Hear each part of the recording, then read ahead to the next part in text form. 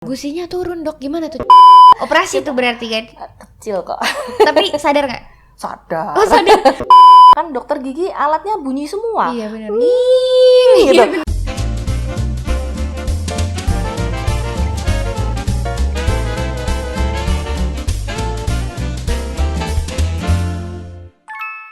Hai dokter Debra Nia Santoso. Halo. Dokter, salam aku Adis, kenal. kenalan dulu kita yuk. Iya, Debra. Jadi dokter Debra ini adalah dokter spesialis gigi anak. Ya, betul. Spesialis tuh ya, Ya, gigi anak. iya. Oke. Itu prakteknya di mana dok? Apa ini, rumah sakit apa Rumah sakit pribadi? boleh, di mana aja? Rumah sakit saya di Solo Baru. Mm-mm. Kalau yang pribadi ada di ini Fajar Indah. Di rumah, di klinik gitu. Iya, di Fajar Indah. Praktek biasa sih, bukan Oke. klinik. Terus dok, sekolahnya panjang ya kayaknya ya dok ya? Iya, udah tua ini. Oh gitu. Jadi habis kedokteran gigi ambil spesialis lagi. Ya kan 5 tahun kedokteran gigi umum dulu saya di UNER. Terus selesai itu sempat kerja 1 tahunan. Terus di UGM ambil S2 san spesialis sekitar 4 tahunan. Terus, Oke. ya tapi itu lama karena saya sempat cuti setahun, saya ke New Zealand. Oh gitu. Enak sekali jalan-jalan ya dok ya. Makasih. Anaknya lahir di sana katanya ya? Ya, anak saya lahir di New Zealand. Sambil kerja juga dulu. Sempat magang di ya kayak klinik gigi gitu di sana. Soalnya kan saya ikut mama saya warga negara sana gitu. Terus nih dok, berarti udah lama dong berkecimpung di dunia pergigi anak. Ya lumayan. Udah lama ya? Praktek sudah mungkin 12 tahun ya, 10 sampai Wow. 12 tahun kayaknya. Itu anak doang? Ya, Khusus gigi anak? kayaknya. Seru ya dok? Ya lumayan lah, tiap hari ada hal yang challenging. Oh gitu ya. Terus dok, aku mau nanya, soalnya anakku nih masih usia-usia tumbuh gigi gitu kan. Nah katanya usia tumbuh gigi anak itu ada jadwalnya, bener gak? Ya ada. Jadi biasanya ini usia tumbuh pertama ya dari bayi ya, sekitar 0,6 bulan tuh gigi seri bawah. Habis itu atas, terus habis itu baru ke belakang-belakang. Nah, nanti setelah dia umur 6 sampai ya 11 12 tuh mulai nih ganti-ganti gigi. Pertama yang gigi permanen pertama yang tumbuh. Nah, nih kadang orang tua sering salah ya. Yang pertama kali keluar itu malah gigi geraham. Jadi gigi geraham paling belakang. Dia kalau keluar dia nggak goyang gigi susu, jadi dia tuh langsung nembus gusi. Oh gitu. Tapi itu gigi permanen, gitu lah. Kadang orang tua yang agak gini ya, masih gigi susu nggak apa-apa gitu. Saya paling sedih kalau nemuin gigi geraham permanen di anak-anak, tapi udah lubang, waduh itu sakit banget rasanya. Kan udah gigi dari awal udah pakainya itu doang ya Iya, dok ya? karena itu akan kepake sampai dia nanti tua, remaja tua gitu. Nah, setelah dia keluar baru nih gigi depan bawah itu yang keluar tapi goyang sama si gigi susu, jadi ada gigi goyang, nyundul gitu ya istilahnya kesundulan, ada putih-putih di belakangnya gitu. Kalau jadi sudah, itu biasanya usia 6 tahun. Iya 6 tahun, 6 ke 7. Terus habis itu gigi atas nih, atas depan yang biasanya kalau gigis tuh dia keluarnya di belakangnya. Jadi gitu. Kalau gigi yang gigis yang sudah tinggal akarnya, biasanya dia nggak mau goyang sendiri terus lepas, harus dibantu. Nah kalau sudah itu umur 7 ke 8. Nah setelah itu baru ke belakang, gigi geraham-geraham yang lain mulai ganti, geraham susu loh ya, geraham susu mulai ganti. Nah kebanyakan nih kalau yang datang ke saya keluhannya gigis kan, ya, estetik kan tuh dia punya, tapi saya pasti lihat dulu belakangnya lubang nggak gigi geraham susunya, karena geraham susu tuh yang terakhir nanti ganti umur 11-an 10 11 gitu. Kalau dia sudah lubang nih, yang saya tutup yang belakang dulu. Gitu. Jadi nanti berkala, karena apa yang saya selamatkan dia yang masih dipakai panjang sama anak. Kalau gigi depan bawah kan umur 6 ke 7 ganti, depan atas 7 ke 8. Tapi kalau ini hampir umur 11. Dan kadang anak tuh kasihan juga, dia kalau mau ngunyah di kiri ada ini lubang kan kemasukan kan nggak enak, dia bawa ke kanan sakit juga gitu. Makanya untuk ini ya, untuk anak-anak saya lebih prefer selamatin yang belakang dulu. Terus usia normal tumbuh gigi kayak ini anak aku dulu tumbuhnya agak unik nih dok, agak sedikit berbeda. Katanya kalau misalnya aku baca-baca gitu kan, cari referensi, waktu itu umur anakku udah 8 menuju 9 bulan tapi giginya belum keluar. Ternyata udah ada putih-putih di atas tapi bagian samping dulu. gigi seri tapi yang samping bukan yang tengah dulu. Jadi dia kayak Dracula gitu gigi keluar seri gitu. Seri kedua, bener. Gigi seri kedua yang samping itu dulu udah kelihatan putih-putih, abis itu langsung 4, langsung 6 sekaligus banyak. Nah itu apakah terlambat sih dok? Enggak sih, kita nggak bilang 8-9 bulan itu terlambat belum? Enggak, kita nggak bilang terlambat. Plus minusnya 1 tahun kok. Oh gitu. Jadi masih oke banget seperti itu. Dan ASI kan itu lebih menyenangkan juga untuk mamahnya kan, nggak sakit kan? Iya bener sih, jarang digigit pakai gigi ya.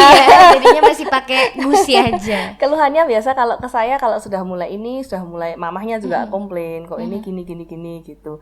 Tapi ya memang ya itu masih normal, kita bilangnya anomali aja. Gitu ya, emang begitu prosesnya emang ya gitu, dok ya. Berarti jaraknya 1 tahun. Tapi kalau misalnya sudah lebih dari 1 tahun masih belum tumbuh juga, berarti itu baru harus concern. Ya biasanya saya lihat dulu kan, gusinya dia ada kalau sudah mau keluar tuh ada keras-kerasnya gitu. Nanti last optionnya ronsen sih. Oh gitu. Tapi kalau sudah anak-anak, kalau masih kecil gitu nggak bisa. Untuk lihat kan benihnya ada nggak, karena memang ada beberapa anak tuh yang ya spesial, jadi dia nggak punya benihnya, baik gigi susu ataupun gigi permanen, atau ada yang punya gigi susu nggak punya benih gigi permanen, kita sebutnya agenisi. Jadi nggak ada benihnya. Memang ada kasus-kasus seperti itu ya? Ada ya sedikit tapi ada. Oke, dan bisa ditangani juga ya? Bisa. Nanti kalau dia memang nggak ada gigi permanen ya kita usahakan pakai denture tuh kayak gigi palsu tapi untuk anak-anak. Oh gitu. Ada juga ya dok? Ada. Terus ada lagi pengalaman, ini sepupuku sendiri. Dia itu hamilnya dulu barengan nih sama aku. Melahirkannya beda 1 minggu duluan dia. Nah dia waktu hamil itu bermasalah dengan, kalau nggak salah dia pre-eklamsi. Dan sekarang anakku giginya kan baru mulai tumbuh-tumbuh ya. Anaknya dia sih sebenarnya giginya kayaknya udah lumayan agak lengkap, cuma udah gigis juga beberapa. Apa namanya, karies? Ya, karies gigi. Nah itu apakah pengaruh nih dok, waktu ibu hamil mengalami gangguan kehamilan, itu apakah ngaruh ke pertumbuhan gigi anak? Kalau menurut saya itu lebih ke habit ya. Jadi anaknya bobok sambil ngedot enggak, terus kalau makan ngemut enggak, gitu. Kalau dia banyak terpapar istilahnya sugar, itu yang bikin gigis kan sebenarnya, karena gigi itu terutama gigi depan, kalau dia entah ASI atau entah ngedot, kan dia yang terpapar gula semalaman nih ceritanya ya. Biasanya saya sarankan ke orang tua kalau memang dia bubuk harus seperti itu, ya nggak apa-apa, tapi orang tua bersihkan juga. Jadi setelah dia bubuk, ambil kasa, dililitkan di jari, celupin ke air biasa, air mateng ya, terus diusap gitu aja. Itu akan sangat meringankan, sangat membantu. Terus apakah satu anak dan anak lainnya punya apa ya, kalau dibilang mungkin kualitas gigi yang beda gitu dok? Ada yang giginya dengan perawatan yang sama tapi si ini kayaknya giginya lebih rapuh gitu. Itu bisa terjadi juga ya dok? Lebih rapuh enggak sih kalau saya bilang, itu lebih ke treatment kok. Gitu. Jadi kalau dia memang nggak ada kebiasaan yang bikin jelek nih gigi, harusnya fine aja. Kita harus telusur. Nah di sini peran kita pediatrik dentis ya istilahnya, di sini kita harus tracing nih. Nih anak di rumah gimana? Kalau makan dietnya kayak apa? Ada kan anak yang makannya udah manis-manis nih, sembarangan gitu, apa dimakan manis, ya? Semua snacknya manis, minumnya teh manis. Nah jadi nggak ada dan habit sikat giginya bagaimana gitu. Terus nyusunya bagaimana, makannya berapa menit, sampai segitu kita harus bisa lacak dulu. Kalau memang ini ada yang salah nih, dia urutannya misalkan dia bangun pagi, dia mandi, sikat gigi, terus habis itu sarapan, terus berangkat sekolah. Lah kan berarti setelah sarapan ini kan makanan, makanan numpuk di situ dan dia berangkat sekolah. Di sekolah dia snack lagi manis, ya kan? Pulang sekolah, makan siang, tidur. Ya kan dia manis juga di situ, tidur nggak sikat gigi kan. Sebenarnya sikat gigi yang paling bagus itu setelah habis makan sih. Jadi urutannya harusnya bangun pagi, mandi, makan, baru sikat gigi, berangkat sekolah. Gitu. Jadi itu sebenarnya habit orang Indonesia yang mungkin selama ini kita salah ya. Karena sebaiknya ternyata habis makan tetap harus sikat gigi dulu ya. Tapi kalau kebanyakan sikat gigi juga nggak bagus nggak sih? Enggak bagus juga. Karena gini, biasa kalau yang ditemukan tuh usia 30-40 tahun, gusinya agak kayak turun. Kalau itu bukan kebanyakan sih. Kalau saya bilang caranya sikat yang agak perlu dibenarkan. Gusinya turun, Dok. Gimana tuh ceritanya? Jadi kita istilah medisnya resesi gingiva.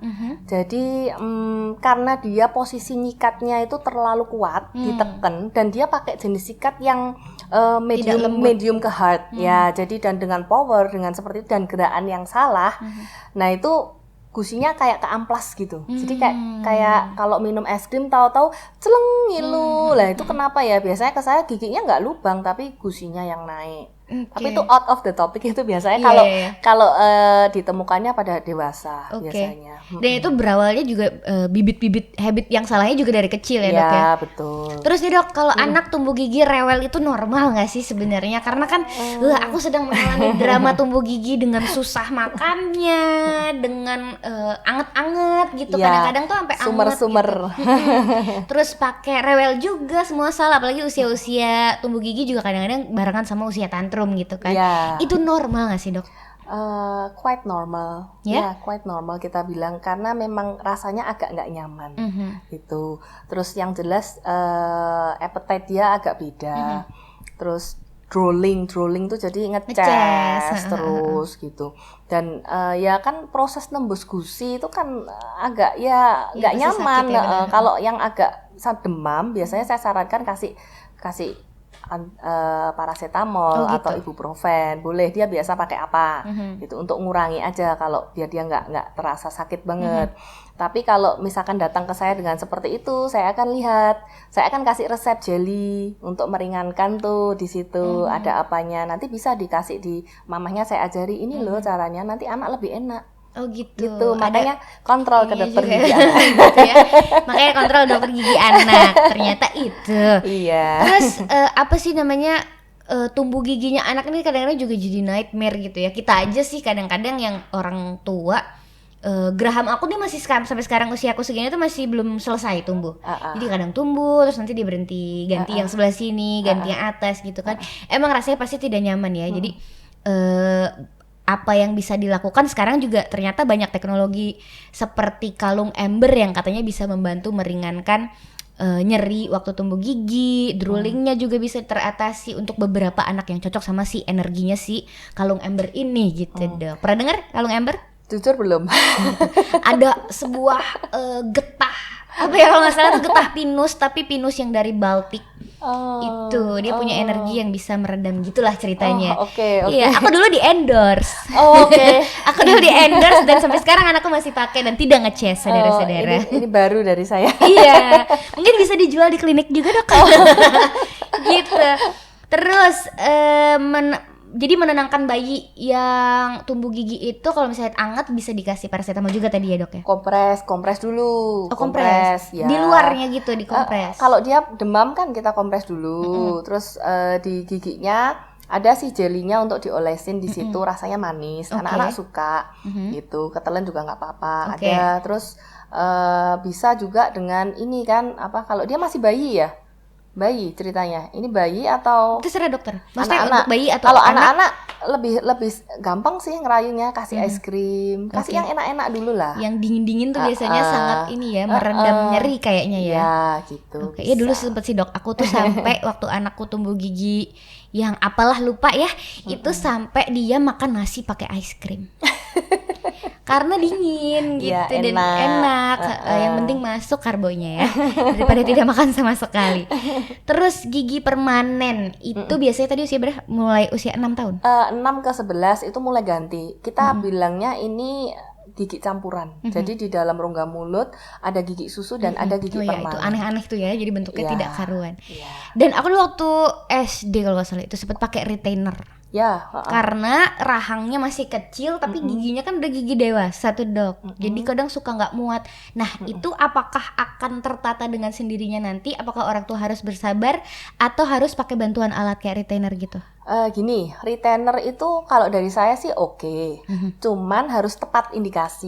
Jadi tetap harus datang dulu, kita lihat dulu, ini pakai retainer oke nggak? Atau ini harus pakai yang lain? Kan sekarang ada orto yang lepasan juga ada. Biasanya kalau anak ke saya usia 7 ke 8, terus dia udah kelihatan gugut nih. Tahu nggak gugut? Gugut yang bawahnya agak gini ya. Itu saya kasih dulu dia alat lepasan. Ini pakai nih. Kalau kamu rajin pakai, dia bisa kok dia jumping the bed. Jadi lompat gitu giginya. Tanpa harus pakai istilahnya alat yang komplit dan menyakitkan gitu. Itu sangat ringan, bisa. Tapi harus datang dulu kan. Iya, kita harus konsultasi. Kita harus tegakkan diagnosa dulu gitu. Terus kalau anak tumbuh gigi sebelum waktunya, kayak ada kan beberapa kasus juga bayi lahir udah ada giginya gitu. Oh iya. Atau kasihan mamahnya. Iya makanya nenek pertama gitu udah ada giginya gitu kan dok. Itu normal nggak? Kita bilangnya bukan normal enggak ya, tapi ada. Ada yang seperti itu. Nah kalau seperti itu kita lihat mamahnya gimana. Kalau mamahnya terganggu nih sampai nggak bisa nyusuin, sampai ini padahal anaknya misalkan nih alergi selain ASI dia nggak bisa pakai susu macam-macam dia nggak bisa, ya cabut.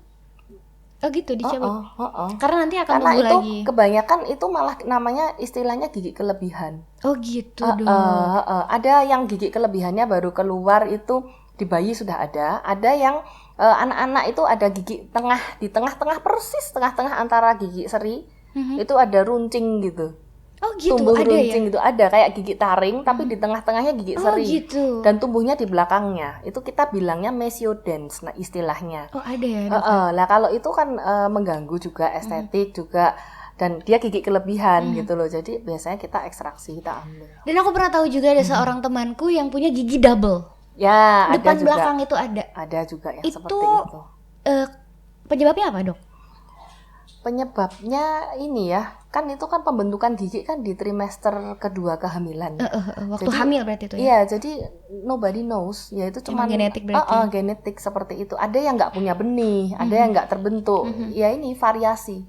Jadi kalau misalnya giginya double gitu, biasanya apa yang dilakukan? Dibiarkan, apakah itu baik? Atau harus dicabut? Tergantung kondisi pasien. Oke. Kalau gigi kelebihan itu mengganggu dalam arti estetik ataupun fungsional ya. Fungsional untuk makan, lidahnya jadi sering kegigit dok, jadi sariawan, bener. kan mengganggu kan? Atau dia jadi ini dok, nggak enak buat makan karena pipinya jadi kegigit-gigit juga, ya udah cabut. Gitu. Tapi kalau dia nggak mengganggu dok, gitu. Saya estetik juga nggak terganggu, fungsional juga nggak terganggu, ya sudah. Paling keganggunya kalau kayak udah gigi yang itu udah mulai bolong gitu kali ya, udah sakit kali ya dok ya? Ya kalau bolong kan beda kasus lagi, bukan karena gigi kelebihannya, tapi karena memang lubang kan. Nah lubang itu kita juga lihat treatmentnya apa aja, karena nggak setiap lubang itu bisa langsung datang kita tambal selesai gitu, nggak. Ada beberapa lubang yang harus bolak-balik. Nah makanya itu biasanya orang datang ke dokter gigi kalau sudah sakit. Padahal kalau sudah sakit, sudah bengkak, sudah ada keluhan, itu harus bolak-balik. Nah ini yang sering jadi ini ya, polemik ya. Bukannya dokter gigi pengen si dia supaya bolak-balik itu bukan, tapi memang nggak bisa. Kalau sudah sakit tuh kan berarti gigi itu kan ada email, dentin, saraf. Kalau dia sudah sakit, berarti dia sudah sampai ke saraf. Nah kalau sudah sampai ke saraf dan kita langsung yaudah nih saya tempel plek tambalan tetap, akan tambah sakit karena belum ada treatment, pre-treatment istilahnya gitu. Jadi ya memang kalau sudah seperti itu ya harus root canal treatment. Jadi memang harus paling enggak 3-4 kali kunjungan untuk satu gigi. Untuk satu gigi. Nah, oh my God. Makanya kan kita sarankan 6 bulan sekali kan kita cek ya. Karena kan kita nggak tahu. Kadang kalau lubangnya masih di daerah email, masih kecil, kan nggak ada keluhan.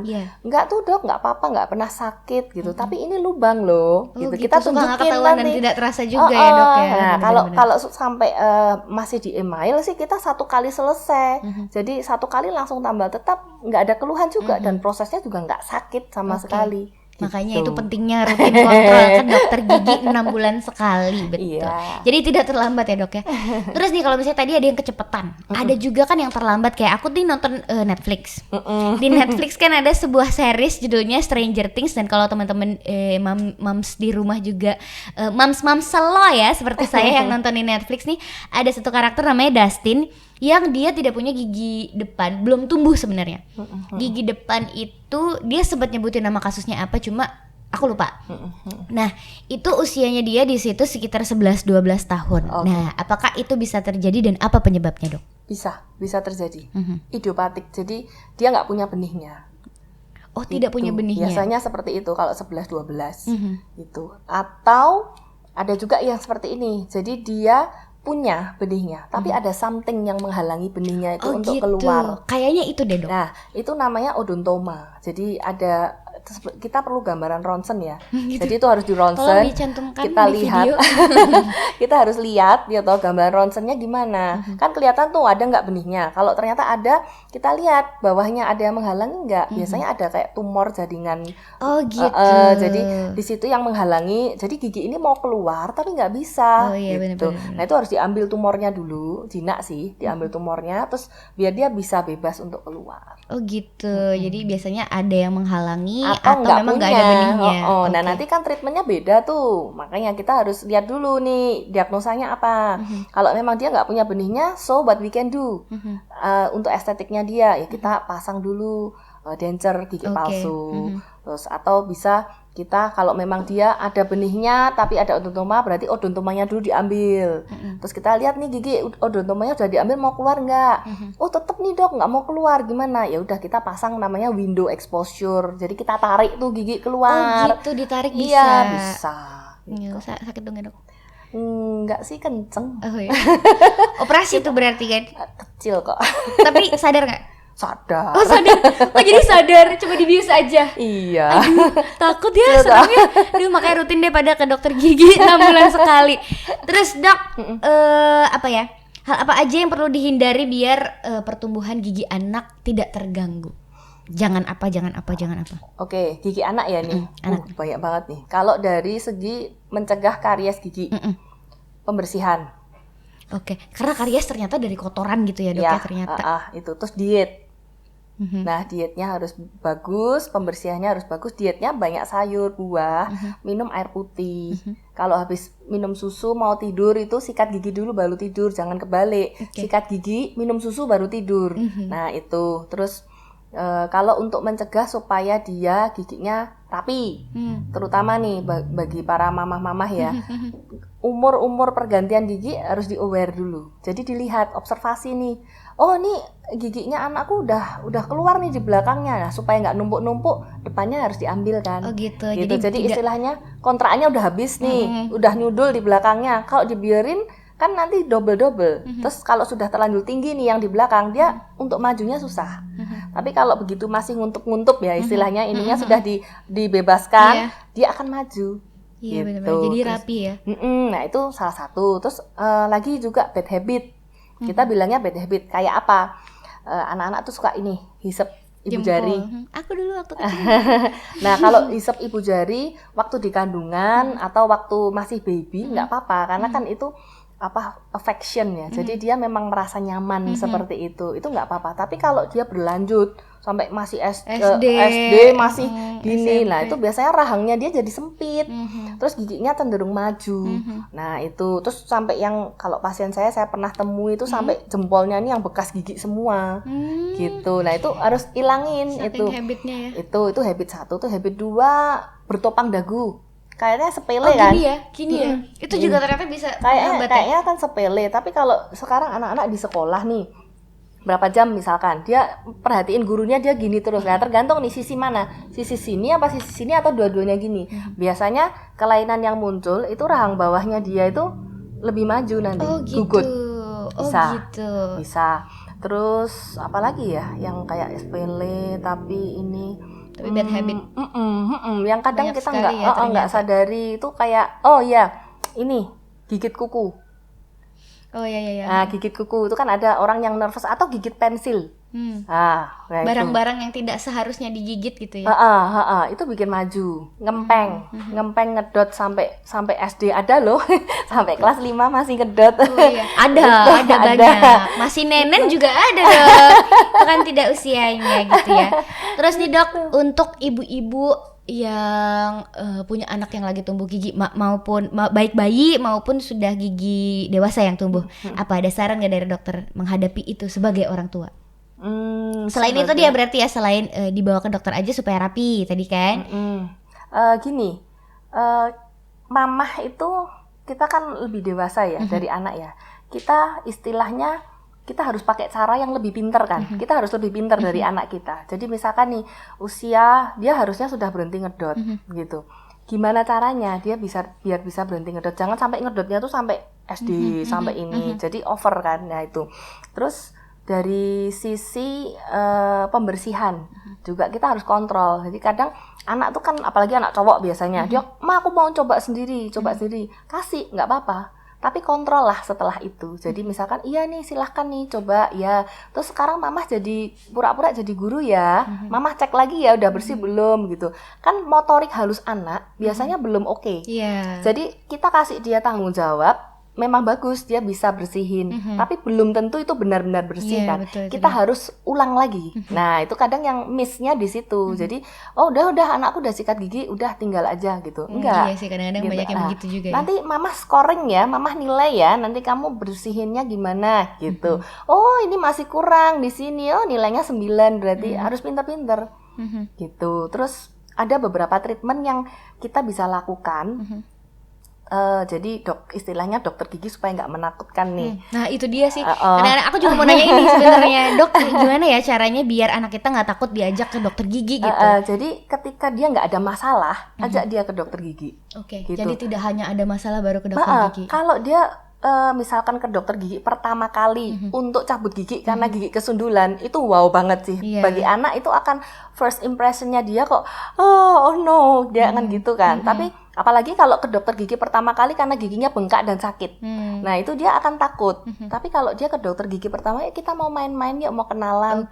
Nah terus treatment yang bisa kita lakukan apa gitu banyak. Kayak kita bisa kasih floor. Floor itu jadi topical aplikasi floor sih istilahnya. Jadi dia kayak proteksi di giginya supaya dia lebih bahasa awamnya lebih tahan karies.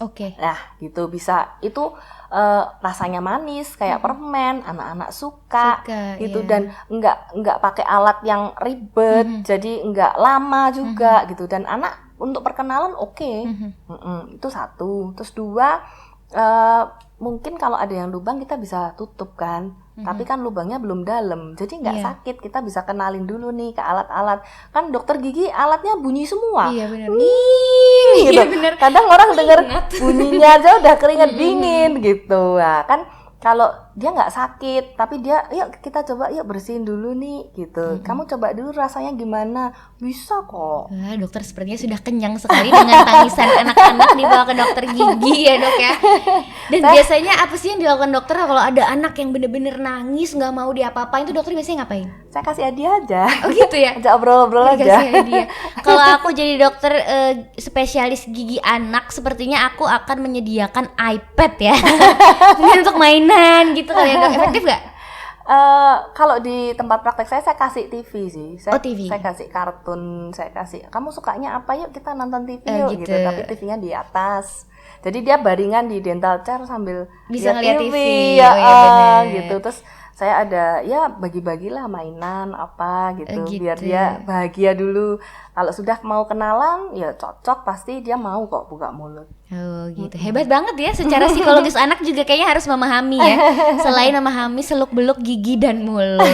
Dokter Debra terima kasih banyak sudah hadir di Momstalk. Mudah-mudahan kita ngobrol lagi soal yang lain lagi tentang gigi anak. Siap. Sampai jumpa di Momstalk episode berikutnya.